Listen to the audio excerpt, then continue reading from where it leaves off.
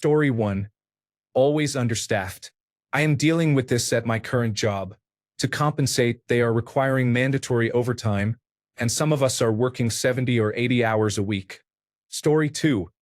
Constant frantic rush jobs mask a dysfunctional system. In the panic to get things done, it is easy to ask, so why is this a rush job in the first place? It means lack of planning or a salesperson who overpromised. I have been in advertising for 35 years. I have owned an agency for 30 of those years. With the exception of a client's building burning down, any rush job means that someone somewhere did not do their job. So if an account executive ended up having a rush job, they were not allowed to blithely make the request and then go home for the night. Instead, if the creative team was staying late, the account executive had to stay late too. It is amazing how that cut down on rush jobs. Story 3.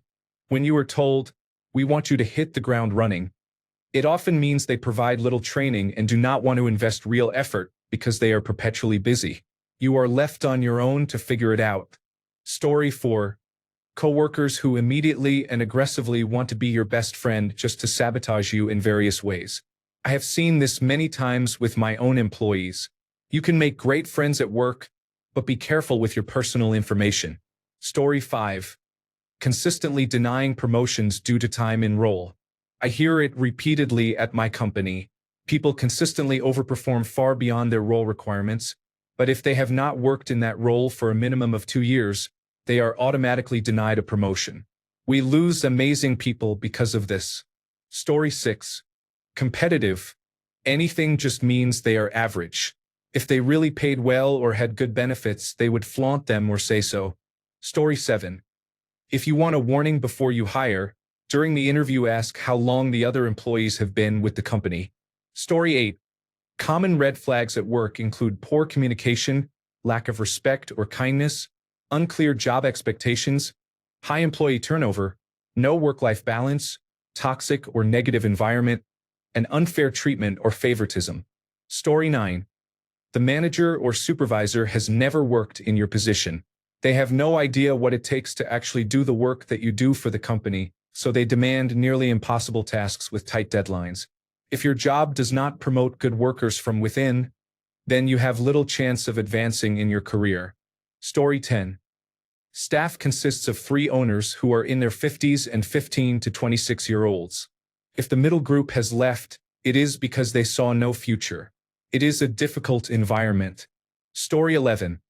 Whenever I go for an on-site interview, I always look at the employees' cars in the parking lot. If they are all beaters, that means they do not receive bonuses or regular raises. If there is one nice car parked next to the entrance, that means the owner makes significantly more than all of the employees. Story 12.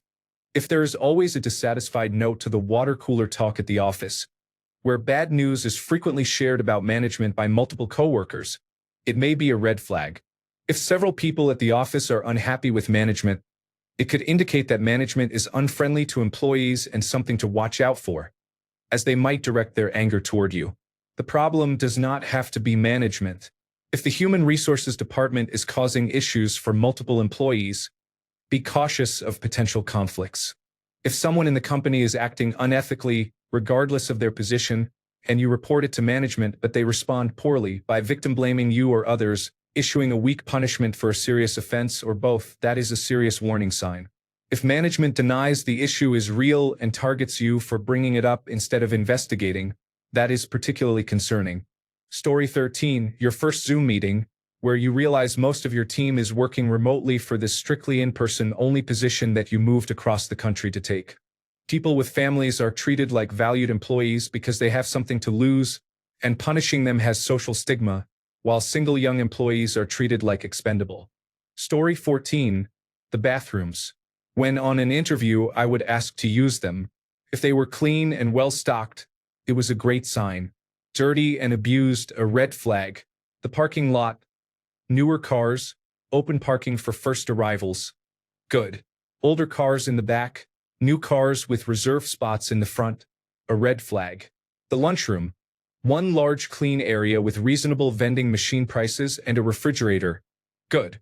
Separate lunchrooms for office staff and floor staff. A red flag. Story 15.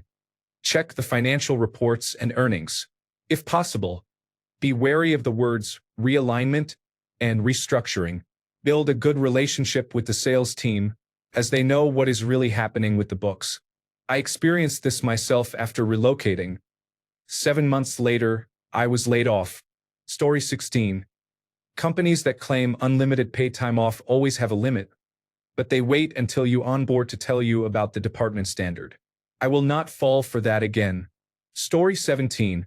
When everyone says, "We're like family here," it means working overtime without pay and that your personal affairs will be known.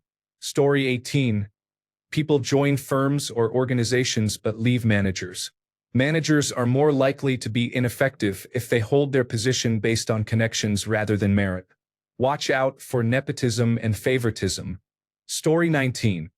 A common red flag that hides in plain sight is when a company says, "We are like a family."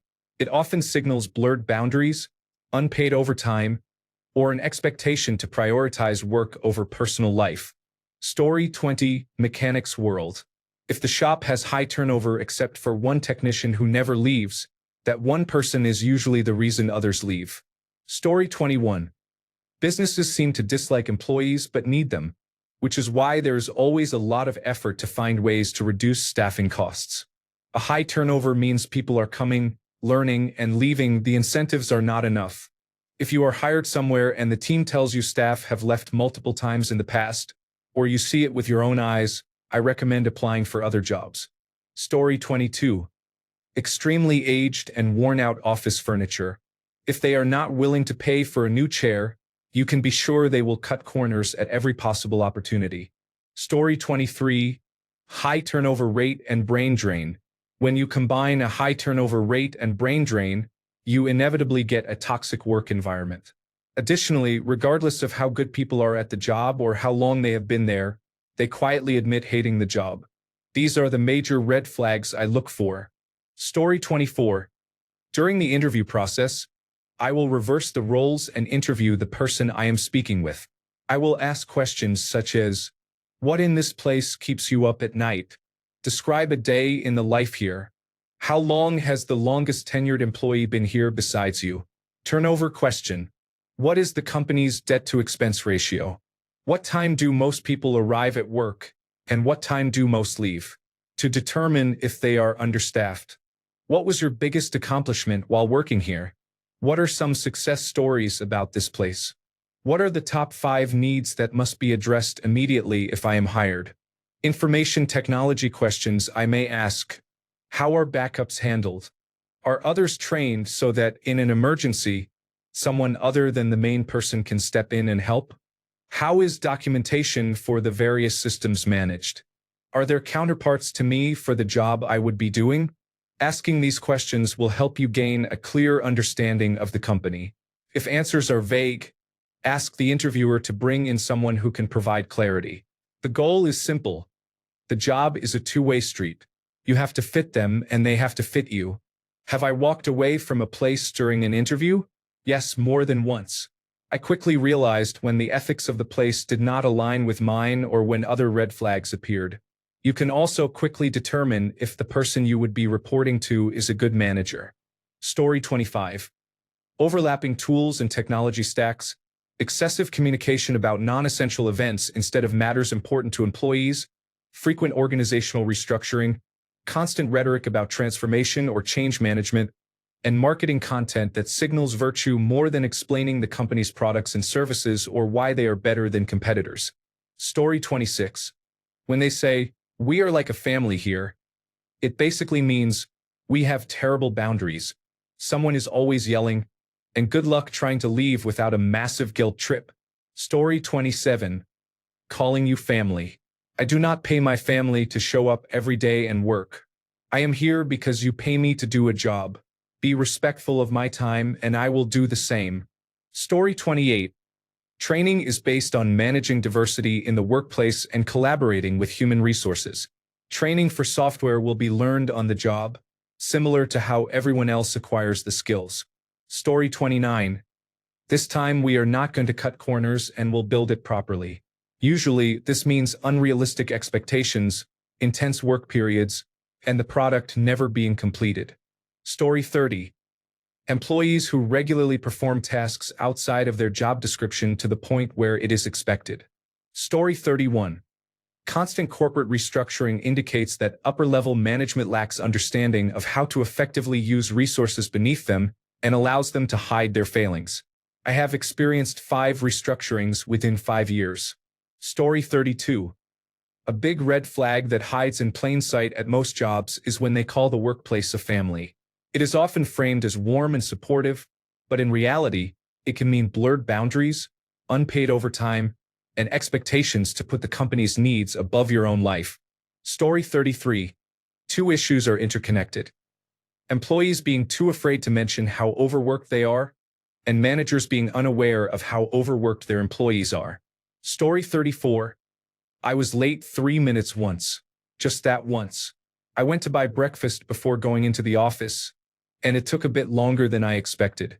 My coworker's face was absolutely horrified, then immediately turned relieved when they saw me walking into the office. I did not think much of it back then. Looking back now, I should have realized that it was pretty common for people to completely ignore the place. Story 35. When interviewers do not talk about a day in the life or the culture of the business, it is a huge red flag. Story 36. We are like a family here. I worked for some time at a place for minimum wage just because I needed the money. The staff there were two-faced. At first, being the new person, they were nice, but as time passed, they became mean, ranging from insults to threats of firing. I hope there are places that truly treat their employees like family.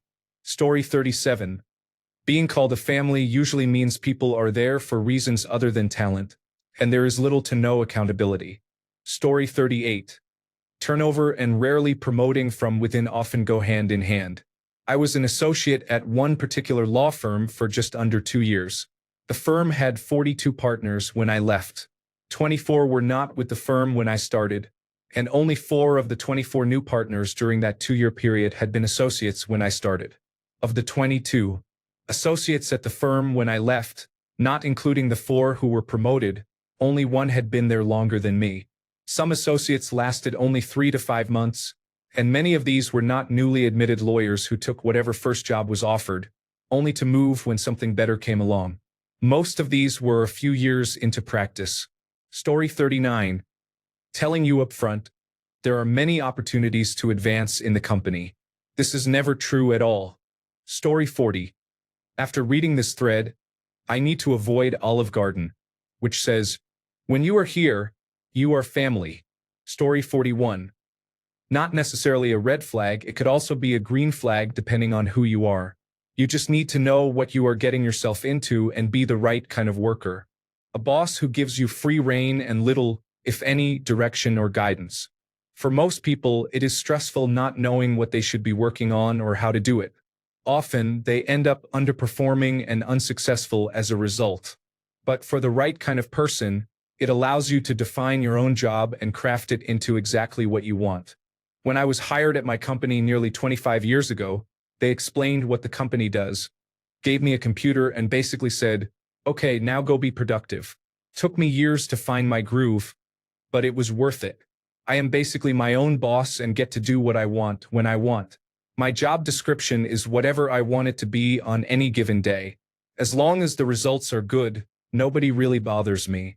I am the highest paid person there. By a long shot. It is like being the owner of the company but without any of the stress that comes from ownership. Almost everyone they hire under similar circumstances fails because they cannot handle the lack of clear direction and view the freedom as an excuse to slack off. It is especially difficult for many younger people who struggle to find ways to be productive if nobody tells them exactly what, when, and how to do their job. Story 42. Once I was hired as a management assistant for a very specific project. On the first day, I was told he was sick, but since they did not have a desk for me, I could use his. After a week, it turned out he was not sick but had burnout. Needless to say, he did not return and I did not wait for his replacement. Story 43. The rate at which the office consumes coffee supplies, including grounds, filters, and creamers, can be a significant warning sign. If items need to be restocked more than once a week, It indicates that management is either not maintaining adequate inventory or that staff are under excessive pressure and relying on coffee to function. Story 44. Fast-paced work environment actually means the company struggles to retain employees, and one person ends up doing the work of three. Story 45. For my own personal experience, upfront hiring perks include signing bonuses, immediate medical benefits, and retirement plans. If it feels like they are trying to sell you the job, that is a red flag. I was thinking about entry-level jobs offering these kinds of perks. Story 46. Lacks diversity. If it is just a group of one race, I do not want anything to do with it. There are always problems. Story 47. We have had the same people for 20 years. That is somewhat good, but from experience, it also means they are probably out of touch with the modern world, workforce, and culture. Story 48. I was recently asked to be briefed on a major work item that was upcoming, and I was due to start employment with the company 2 weeks later.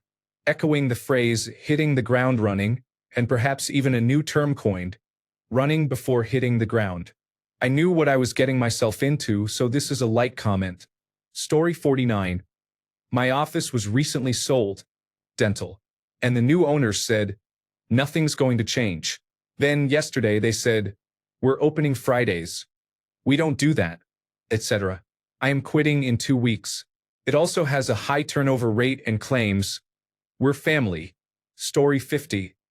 The relationship with the executives when employees flatter them or executives seek to be flattered. Story 51. If you get to tour or visit the location for an interview, observe how the employees interact with each other. If the atmosphere is not friendly and no one is smiling, laughing, or talking to each other, it is a red flag. Story 52. When coworkers cannot remember the name of your predecessor and do not seem interested in learning your name either. Story 53. On-site employee relaxation and games, such as pool tables and arcades, suggest that the employer expects you to work well over 40 hours a week. No thanks. I will do my gaming and relaxation off-duty, maintaining my work-life balance. Story 54. The state of the building inside and out. Do they show pride of ownership? But that is me. I am the safety guy who audits every place I go into. I just got back from Trader Joe's. They had just opened, and there was stocking debris on the floor. Story 55. Lack of metrics to evaluate performance. I was burned by this in the past because they would constantly dangle a carrot on a stick in front of me. During a job interview for a new company, I asked what their metrics were, and they told me I would be helping them design the metrics for the role. I laughed and excused myself from the interview. Story 56. During an interview, it is normal to have a question about conflict resolution and how you deal with difficult people. It is not normal to get 4 sequentially more specific questions on the topic. Sorry, you need a therapist and to fire your operations supervisor and engineering operations manager, not find a new product manager. Story 57. The speed of the hiring process is important. If you are offered a job immediately after one interview, it means they do not have much of a screening process and are probably just desperate for anyone to work there. I worked for a company that did not have a formal human resources department to handle interviewing and hiring, and it was about a 50-50 chance that a new employee would last more than a couple of months. Going through multiple rounds of interviews can feel tedious and annoying, but it is good to know a company is doing their due diligence. Story 58. Simple task requirements when joining. There is always more than that. They never mention it. All of a sudden, you have 5 new tasks not initially mentioned as part of the job, and you already barely cope with what you were given. Story 59. We are like a family here. Translation. We will exploit your loyalty until you burn out, and then we will replace you. Story 60. When we are like a family here means you will be overworked, underpaid, and guilt-tripped for not loving it. Story 61. When people say, I wear multiple hats, it often indicates that the company is disorganized and may underpay and underpromote employees. Story 62. Either a very quick or a very drawn-out hiring process. It either means they are desperate and will just fill seats, or they have too much bureaucracy in making decisions. Story 63. When they say, we are like a family here, it means you will be overworked, underpaid, and expected to be grateful for it. Story 64. I once worked at an assisted living facility for patients with intellectual disabilities. The facility had mirrors posted on the hallway walls with a sign that read, "Look at the person responsible for your safety."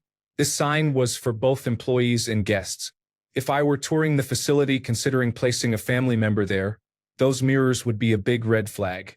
I quit after a nurse had the tip of her finger severed by a patient. Story 65. I am a barista, and at my previous store, 28 people had been fired or quit in just a year and a half. We only had 7 to 10 people working in the store at a time. Besides the manager, the longest-serving person was one of the shift leads with 2 years. I was just a month behind her. When my manager found out I was looking for other jobs, she reacted negatively and took it personally.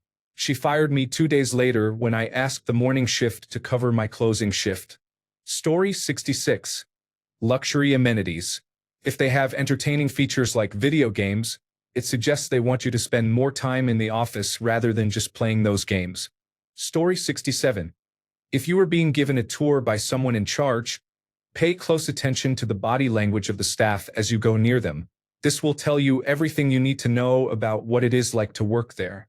Are they nervous, resentful, suddenly looking busy, poker faces, fake smiles? Run. Obviously, some people are just uncomfortable around authority. But if the majority of the staff are showing any of those signs, be cautious. Story 68. Returning to the same issue every week with a plan of action to revisit it again next week does not lead to progress. It is ineffective and gives the impression of merely pretending to work on the problem. Story 69. During interviews, watch out for phrases like, "We really need help," or "Joe over there is wearing multiple hats." These phrases indicate that you are about to work very hard. Story 70. If they proudly say, "Everyone here wears multiple hats," know you will be expected to juggle 5 jobs and get paid for half of one. Story 71. As someone who has worked maintenance jobs, both as an employee and as an outside contractor, you can see the level of maintenance a facility does on their equipment simply by looking them up on Google Maps. Story 72. At least when it comes to social work and nursing facilities, a sign-on bonus is a huge red flag. It generally means, "We are toxic, desperate, and will overwork and undervalue you." Story 73. When you interview and get hired by a manager but do not meet your immediate supervisor before your first day because they keep their distance as long as possible. Story 74. Managers and directors hiring their friends who might have the credentials and experience but are terrible at their job. Story 75. Understaffed and the word family. No, we are not a family. We are a skeleton crew that spends more time with each other than with our actual families. Story 76. In my experience, describing the work culture as "we are all one big family" is misleading. I do not want another family. I want a professional environment where people are held accountable, trained appropriately for their roles, and respect boundaries outside of work hours. Story 77. Coworkers hazing new employees. I do not come here to put up with your pranks. This is not school. I do not want to be your friend. I just want to get my paycheck and leave. Story 78. Glad my new job has the opposite of the top 3 comments here. Low turnover, understaffed, and fast, efficient training. Story 79. I enjoy my job. The one glaring issue is that every major project our organization undertakes is an excessive overcorrection from the previous project. I have tried to recommend proactivity, but it always seems to fall on deaf ears. Story 80. The interview process and how fast it is or is not in some cases. Places that conduct only one 15-minute phone interview, or worse, hire on the spot, are a huge red flag because they are desperate for employees. Additionally, any place that seems to always have a sign stating, "We are hiring." If they are always hiring, it means people are always quitting. Story 81. When they say "we are like a family," it almost always means there will be an expectation of recycling and patience without extra pay. Story 82. False or misleading advertising on websites. A competitor lists a manufacturer as one they represent on their website. The problem is they do not represent them in my state. My company does. A friend who worked for them said it was a terrible and shady place to work. The turnover rate has apparently been quite high as well. Story 83. I recently discovered a new warning sign. When many employees have been with the company for over 20 years, they may be reluctant to embrace change and resist new ideas. This leads to the company highlighting their long-term employees while overlooking the high turnover among those with 2 years or less. The turnover occurs because knowledge and work are not effectively shared with new employees. Story 84. It is a company that is stuck in the past and does not have modern technology or equipment. It still uses paper for most tasks. Story 85. I worked part-time for a book and software publisher for a couple of years. Walking in the door, everybody looked very young to me. With the exception of the management, everyone else working there, more than 100 people, was fresh out of college. It was everyone's first job. The pace was fast and the pay was low for their skill sets and responsibilities.